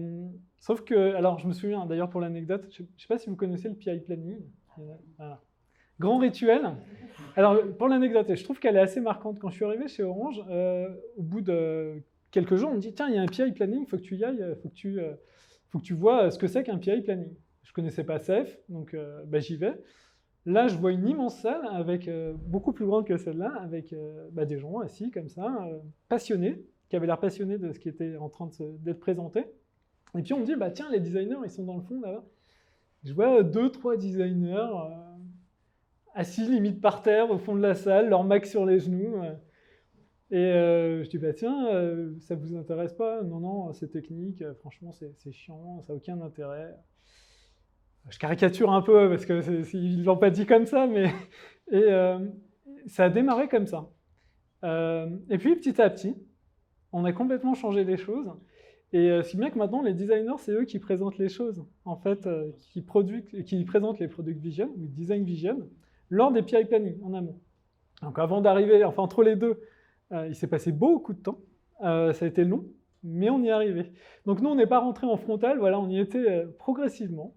Je ne sais pas où on s'arrêtera, mais en tous les cas, on n'a pas vocation non plus à se substituer à nos instances marketing ou produits, mais plutôt travailler de plus en plus dans la main avec eux. Mais ouais, on y était plutôt cool. Mais ça a mis du temps, pour le coup. Mais on a des succès aujourd'hui. Plusieurs stratégies au final pour arriver au pense résultat que vous ça voulez, dépend c'est ça qui effectivement. compte. Non, mais ça, on reprend l'échelle de Nielsen, en fait. Il y a aussi la question de la culture de la société. Je pense qu'effectivement, Vanessa, ce que tu décris chez Canal, tu es dans une culture de l'affirmation. Ou chez Orange, tu avais une autre culture. Ouais, Je sais pas si c'est... Je pense que ça fait beaucoup. La culture de l'entreprise, en elle est... effet, ouais. Ouais. On essaie de s'intégrer, je pense, indirectement aussi dans le moule. Quand je dis j'ai tapé du poing sur la table, c'était aussi pour dire voilà, j'ai voulu tout de suite marquer du coup mon empreinte, mais c'était plus pour préserver l'équipe, c'était pas à titre forcément de me faire identifier personnellement ou que j'ai des problèmes dès la première semaine. Mais le point, il est de se dire, et là je rejoins Laurent en fait, même si j'ai réussi à faire passer ce message très fort dès le départ, du coup qui a été important et que je ne regrette pas, ça ne veut pas dire pour autant que du coup j'ai réussi à imposer du coup la culture du product design, que j'ai réussi à imposer mes process, ma vision et tout ça. Non, non, non, non. Encore une fois, chez Canal, c'est des silos, c'est le marketing, c'est le business, c'est l'audiovisuel, c'est l'outre, enfin c'est l'international, c'est, enfin, moi ça fait 2 ans que je fais de la pédagogie tous les jours, enfin sans exception. Et même quand j'ai une petite victoire à mon actif, je peux attendre un boomerang une semaine après parce qu'en fait, en vérité, il s'est passé un truc, mais dans les plus hautes instances sur lesquelles on n'a strictement pas la main. Et malheureusement, bah, ça vient contrecarrer un peu les plans qu'on pouvait avoir, quoi. Donc, non, c'était juste plutôt pour se dire, OK, je marque du coup, parce qu'en plus, je suis à distance, personne ne peut me voir. Je suis toute petite, en plus, dans les bureaux, personne ne me voit. Et donc, du coup, voilà, vous savez que je suis là. Mais non, franchement, c'est un travail qui, pour moi, va durer encore des années et des années avant qu'il y ait une vraie percée de l'acculturation produit au sens large à travers tout le groupe, clairement. Et moi, j'ai une question aussi, parce que j'imagine que vous avez des profils très différents dans vos équipes. Donc, la diversité, c'est une richesse, mais il faut savoir aussi l'organiser, cette diversité de profils. Comment vous l'organisez au quotidien, en fait, concrètement dans votre quotidien, entre un profil qui va être très fort en UI, un autre qui va être très fort en idéation, ou un autre très fort en cadrage. Comment vous organisez ça, en fait, dans votre quotidien? Ça a été un travail à base de matrice dans l'équipe, c'est des remontées individuelles où les gens vous ont dit « moi j'aimerais faire ça » et vous avez structuré par rapport à leurs envies. Comment ça... Alors, nous, on a fait un travail il y a un peu moins de 2 ans autour des matrices de compétences, justement. On a identifié toutes les compétences propres à chaque métier du design. Donc, on a une matrice qui reprend toutes les compétences d'un product designer, une matrice pour l'équipe CRO, une matrice pour les UX researchers. Voilà, on a un ensemble de matrices de compétences. On a essayé de lister de façon très exhaustive toutes les compétences qui nous semblaient être importantes pour répondre à cette activité, avec bien en tête évidemment l'idée que personne ne peut, même le plus senior d'entre nous, cocher toutes les cases de toutes les compétences d'un métier.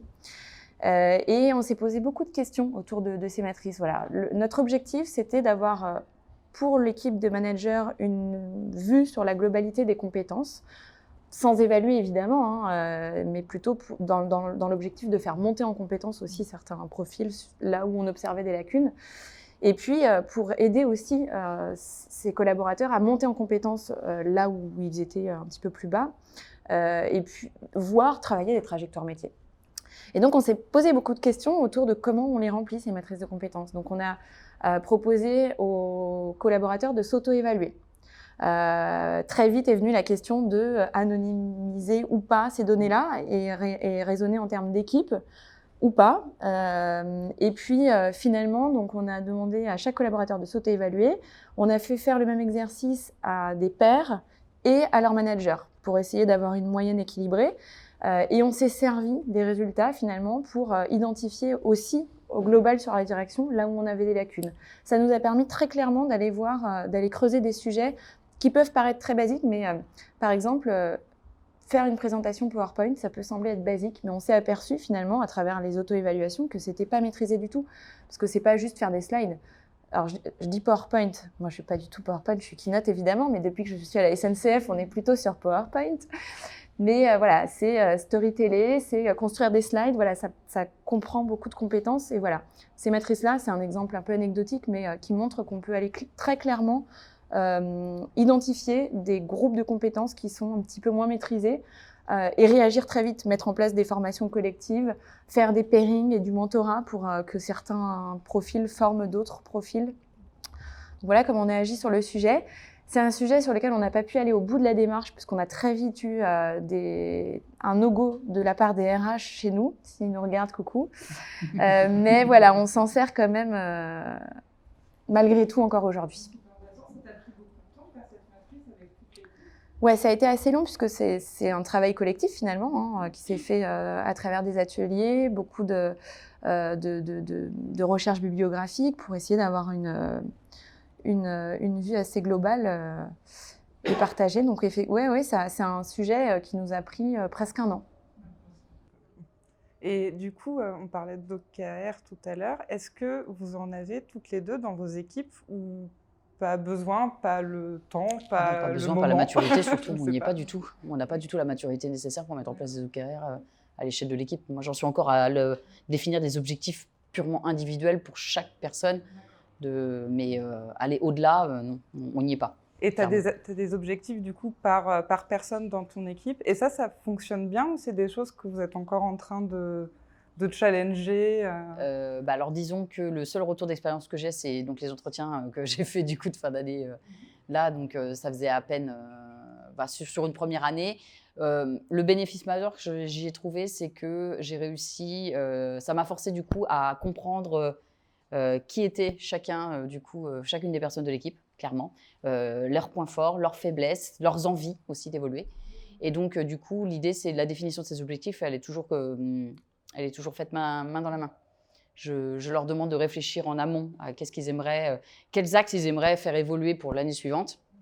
Et c'est moi qui définis du coup les objectifs en tant que tels de façon à m'assurer qu'ils sont suffisamment challengeants pour qu'ils avancent et pas juste en 2 mois, c'est bon, j'ai coché la case et voilà quoi. Donc moi, ces objectifs-là, en tout cas, ils sont clairement essentiels aujourd'hui pour faire. Super, merci beaucoup. On va prendre du coup les. Est-ce qu'il y a des questions dans la salle, des réactions? Dans la salle. Oui. Notre reporter de micro. Trop gentil. Bonjour, merci beaucoup. J'avais une question. On a beaucoup parlé de communauté. C'est un sujet que j'essaye aussi de tacler au sein de Thales. Le sujet de l'intelligence collective. Il y a beaucoup de rituels. Est-ce que vous avez trouvé une façon de pérenniser le savoir qui est créé ou qui est diffusé au sein de ces rituels d'échange? Si oui, comment? Oui, j'ai envie de dire les outils nous aident. Pour le coup, je réponds pas souvent par les outils, mais là, pour le coup, on a basculé sur Teams. Et je trouve que c'est formidable justement pour garder les traces et le partage de tous ces moments. Voilà, je ne sais pas quoi te dire de plus. En fait, tous les events et les événements qu'on fait, on les enregistre, ce qui permet aux gens qui ne sont pas disponibles au moment où de pouvoir le voir, comme ce meet-up ce soir peut-être. Et tous les documents sont archivés, partagés avec l'ensemble des personnes, l'ensemble des designers, voire même des fois plus largement, pour pouvoir y accéder. Il y a des documents qui sont très méthodos, d'autres qui sont beaucoup plus ouverts. Ça dépend de la thématique forcément qui est abordée. Après, voilà, je ne sais pas si ça répond vraiment à ta question. Moi, je rejoins Laurent. Teams, c'est notre channel. Il y a un channel vraiment pour toute l'équipe, donc Design Team. Quand il y en a un qui fait de la veille, qui trouve un article intéressant qui pourrait soit aider une problématique très spécifique ou qui pourrait aider globalement l'équipe, en fait, c'est du partage à la volée, très clairement sur ce channel-là. On le centralise volontairement aussi sur un seul channel pour pas que ça vienne se disperser. Sinon, c'est mort. Si on commence à faire des catégorisations de thématiques, on n'ira jamais. Puis il faut le maintenir dans le temps. Donc le Teams, pour le coup, on a un bon historique, donc ça, c'est intéressant. Mais nous, on n'en est pas encore au niveau où on organise. Si, on a quand même un meet-up interne à Canal qui s'appelle le Canal Plus Tech. C'est des meet-up qui sont très techniques, mais comme on dépend de la tech, du coup, forcément, on s'y insère. Et potentiellement, il y a quelques problématiques et quelques prises de parole qui peuvent être intéressantes pour les designers et sur lesquelles, du coup, bien évidemment, ils peuvent y assister quand ils le souhaitent. Donc ça, c'est quelque chose qui avait lieu au préalable pendant toute une semaine, en fait, au mois de mars. Et puis là, finalement, on a splitté, on fait plutôt des sessions tous les mois, tous les 2 mois, en fait, en interne. Et voilà, il y a 2 ou 3 prises de parole en une après-midi. Mais ouais, c'est surtout du partage très informel. Et bien évidemment, quand on peut le faire, parce qu'on est sur site tous, et c'est quasiment devenu impossible en dehors des jours de team meeting que toute l'équipe soit présente sur site le même jour, on essaye d'être plus spontané et en effet lancer des discussions même à travers un déjeuner et trucs comme ça pour tout simplement partager. En fait, des fois, ça suffit. En fait, on arrive à craquer un truc en mangeant une salade. C'est parfait. Pierre, tu as une question? Ouais, j'avais une question. Comment tu fais pour les mettre sur PowerPoint? Moi, j'y arrive pas. Non, plus sérieusement, c'était pas la question, pardon. La question, non, c'était, j'aimerais que tu reviennes sur l'histoire des RH qui vous ont mis un no-go. Enfin, quelle est la raison derrière et qu'est-ce qui les gênait? C'était de leur côté un projet d'entreprise en fait qu'ils initiaient aussi finalement, et donc ils font encore appel à un cabinet externe en fait qui prend ce rôle-là. Donc c'est fait de façon beaucoup moins fine que nous on a pu le faire, mais malgré tout on participe aux ateliers de travail avec cette agence qui recense les compétences globales au sein de l'entreprise. C'est vrai que ça a du sens aussi de le faire à plus grande échelle, ne serait-ce que pour les trajectoires métiers. D'autres questions, des réactions? Oui. Donc merci, c'est très très intéressant et très riche. Donc merci. Ma question en fait, c'est vous parliez de talent tout à l'heure. Quel conseil vous pouvez donner quand en termes de recrutement, on a des profils très juniors et des profils beaucoup plus seniors, de faire le lien et de créer vraiment cette équipe en fait très unie? C'est une vraie bonne question. Au sein d'Orange, on a un programme qui s'appelle Design Up. Il se trouve que Orange, c'est un grand groupe et qui a une culture de faire bouger les gens en interne. Donc, on a lancé des programmes, ce qu'on appelle les programmes de reskilling, qui permettent à des gens qui ne sont pas designers de le devenir. Là, je sens venir les yeux qui s'ouvrent. Pardon, je n'ai pas mes lunettes, donc je ne les vois pas, vos yeux, mais... Voilà, donc ça c'est la volonté qu'on a affichée. Il se trouve qu'on a fait des programmes, on a fait 3 programmes Design Up, si je ne me trompe pas, avec des succès différents, avec des castings peut-être différents sur les profils qu'on a pu faire venir. En tout cas, c'est une problématique pour nous qui est importante. On relance d'ailleurs un programme là à partir de la rentrée. On va se faire accompagner notamment par les Gobelins, donc les gens sont accompagnés, ils ont une formation certifiante. C'est pas parce qu'ils vont avoir cette formation qu'ils vont être designers, on en a bien conscience. Donc il y a un principe de mentoring qui se met en place. On crée en fait des binômes avec des UX confirmés pour les accompagner dans leur prise en main, on va dire, de l'agilité, de la prise en main des outils, de la prise en main du métier en tant que tel, quoi. Voilà, et on a des beaux succès parce qu'on a des designers qui sont hyper enthousiastes et qui maintenant nous accompagnent depuis 3 ans, qu'on fait ce programme il y a 3 ans et qui sont toujours avec nous et qui font qui pilotent même de façon autonome au sein des collectifs auxquels ils sont leur travail. Et on a aussi des échecs. Voilà, c'est pour ça que le casting nous paraît hyper important et l'accompagnement sont 2 points sur lesquels on sera vigilant sur le prochain programme qu'on lance, notamment. D'autres questions, d'autres envies de réaction? Oui.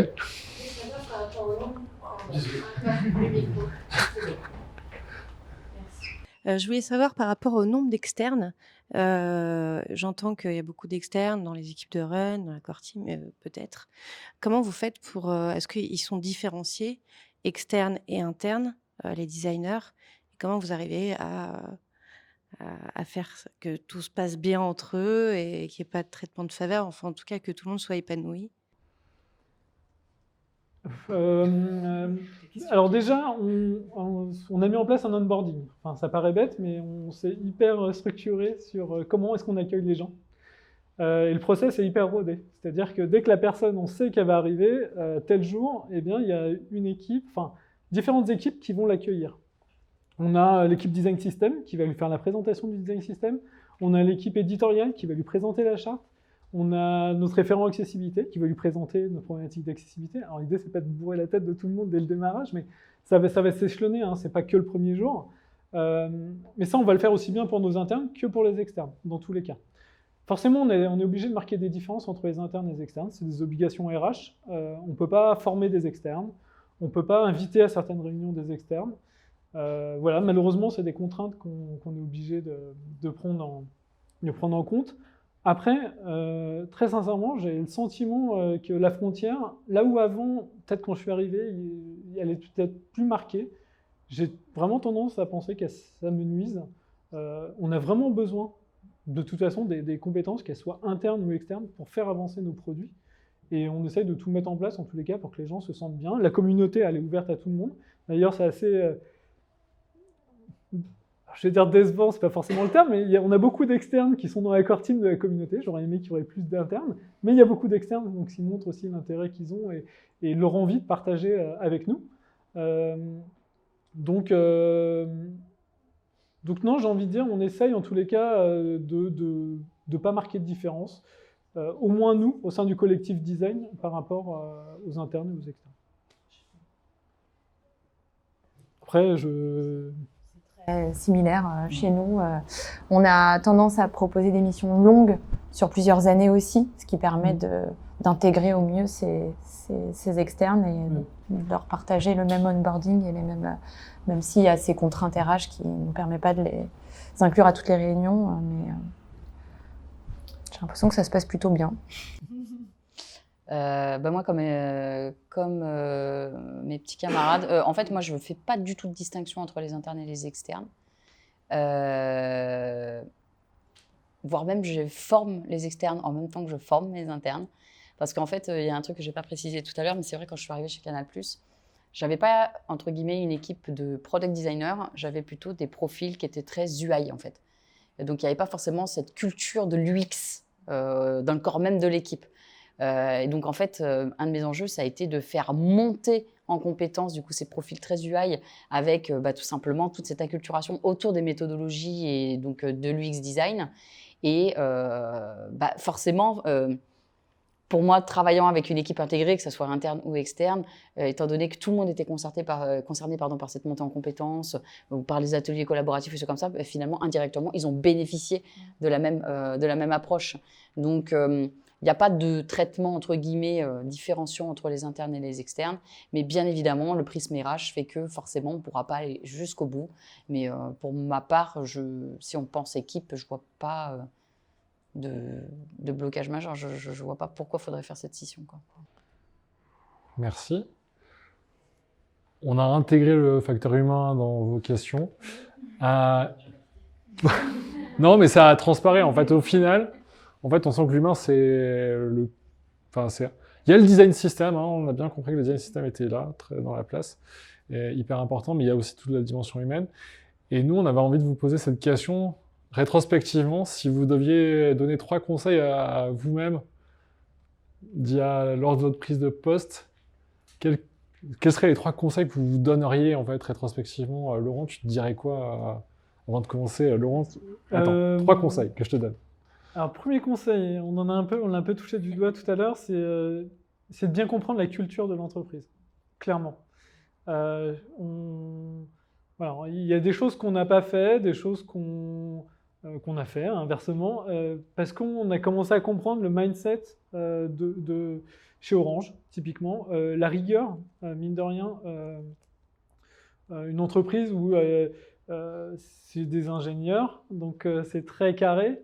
Et donc, le designer est des fois un peu vu comme voilà, un peu créatif, on va dire, mais arriver avec des budgets au cordeau, voire des prévisions budgétaires hyper carrées, franchement, nous, ça nous a énormément aidé. On s'est mis le contrôle de gestion dans la poche et on a pu avancer.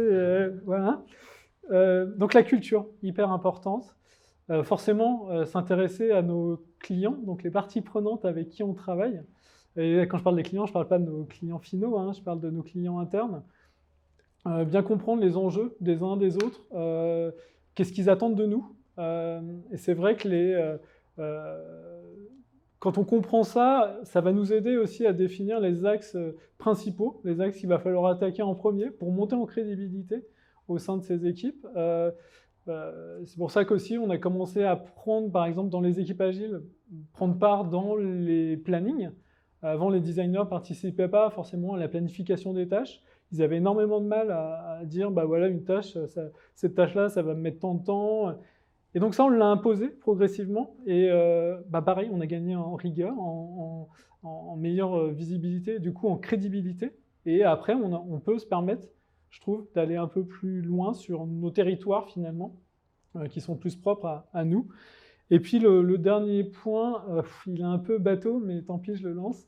J'avais envie de dire, pas oublier les fondamentaux. Le design, c'est aussi c'est de la création, c'est produire des choses. On n'est pas que des thinkers, on est aussi des doers. Et quand on montre des choses, on convainc. Et quand on convainc, j'ai envie de dire, c'est gagné, quoi. Voilà. Merci. Émilie, je te laisse la parole. Je te laisse réfléchir. Je réfléchis. Vanessa, qu'est-ce que tu dirais comme trois conseils? Écoute, non, moi c'est très personnel ce que vous dire ça, donc encore une fois vous le prenez avec les pincettes. Ce que j'apprends personnellement depuis que je suis arrivée chez Canal, ça s'appelle la patience. Je sais pas forcément, c'est pas ma qualité première, on va pas se le cacher, mais ça rejoint ce que disait Laurent en fait. Il faut que juste adopter la culture de l'entreprise. Et moi j'ai découvert véritablement que j'en étais loin. Donc tous les jours c'est un petit pas dans l'adoption de cette culture, mais la patience vraiment est clé parce que ça avance tellement lentement. Il y a un espèce d'espace-temps qui est vraiment inhérent à un grand groupe. Je sais pas, là où ça se passe une journée normalement, ça se passe en un mois, du coup. Et du coup, il faut juste apprendre à gérer avec. Donc la patience, je dirais aussi de rester fidèle à sa vision. Parce que aujourd'hui, franchement, ça fait des centaines de fois que j'aurais pu abandonner ce que je suis en train de faire parce qu'on n'est pas forcément soutenu, comme je disais, par les grandes... Mais je suis tellement persuadée que ce qu'on fait et où on va, c'est exactement ce qu'il faut faire et où aller qu'il ne faut juste pas perdre la foi. Et c'est parfois compliqué quand on ne se sent pas forcément toujours soutenu assez, du coup, de garder cet optimisme et cette vision. Mais surtout, il faut serrer les dents parce que franchement, il y a tellement de belles choses à faire par la suite que ça serait trop dommage. Et je pense que ça rejoint aussi un des points que tu as évoqué tout à l'heure. Moi, je suis autodidacte dans ma vie, clairement. J'ai commencé en tant que dev front-end pendant 8 ans. Moi, j'ai un profil technique à la base. J'ai tout appris par moi-même sur le design. Et s'il y a un truc que j'ai appris avec les années, ça fait bientôt 20 ans que je travaille maintenant, c'est que je suis incapable de sortir de la prod. Je pense que je délègue très bien et j'organise très bien l'équipe, mais il y a un moment donné, il faut que je remette le main dans le cambouis, comme on dit en fait. Et je pense que... Encore une fois, ça reste ma perception des choses. Si on veut véritablement garder une vision réaliste de ce qui se passe au sein d'une équipe, je pense qu'il est important par moment de savoir aussi redescendre un petit peu quelques étages et aller voir concrètement ce qui se passe dans le code. Évidemment, ce n'est pas une analogie forcément code technique, mais donc c'est une certaine forme d'humilité, je pense. Voilà, savoir retourner aussi au sein de l'équipe, se remettre en question, être à l'écoute de ce qu'on nous dit, parce que clairement, c'est là que ça se passe, c'est pas là-haut. Et si on ne sait pas exactement comment ça se passe en bas, on ne sera pas capable de donner la bonne direction en haut. Donc voilà. Je suis assez raccord avec tout ce que vous dites, donc je ne vais pas répéter. Mais avec le recul, moi, il y a une chose que je retiens vraiment, c'est dans ce type d'organisation, parce que c'est vrai que moi, avant ça, j'ai un parcours plutôt d'agence, donc avec des structures plus petites, où ça va plus vite. Et dans ces grands groupes, ça va très lentement, c'est vrai. Moi, si je retiens quelque chose, j'aurais peut-être que j'aurais aimé avoir en tête avant, c'est aussi se faire confiance et ne pas rentrer dans des logiques politiques avec des objectifs bien fixés. C'est aussi revenir à l'essentiel, faire confiance dans des qualités humaines qui vont peut-être pas cocher les cases du métier qu'on recherche. C'est continuer à aller sur le terrain, parce que ça, quand on arrive à des postes comme ça, on n'a pas forcément le temps de le faire, mais moi, je me force à aller une journée par mois en gare, écouter nos clients. Donc c'est voilà, essayer de tenter des choses aussi. Et moi, si j'ai peut-être un regret depuis que je suis arrivée, c'est de ne pas avoir mis en place cette méthodologie prospective plus tôt. C'est-à-dire d'être très cantonné à cette vision produit, les objectifs posés, le delivery, sans laisser cette possible respiration au designer de prendre un peu de hauteur pour être créatif, ce qui est quand même un peu le cœur de nos métiers. Merci beaucoup. Vraiment, c'est...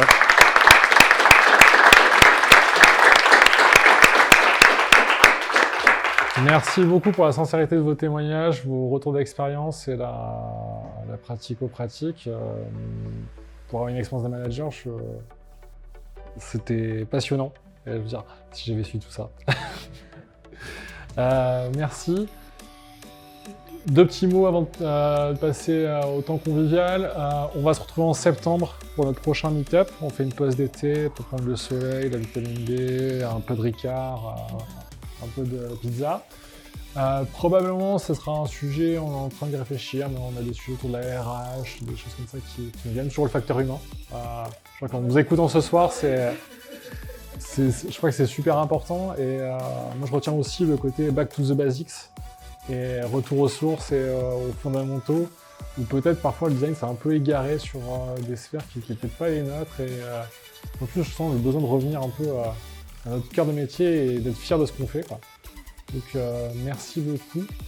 Et puis je vous invite à passer à côté pour partager un verre, continuer la discussion. Et on sera ravis d'échanger avec vous. Merci d'être venu. Merci.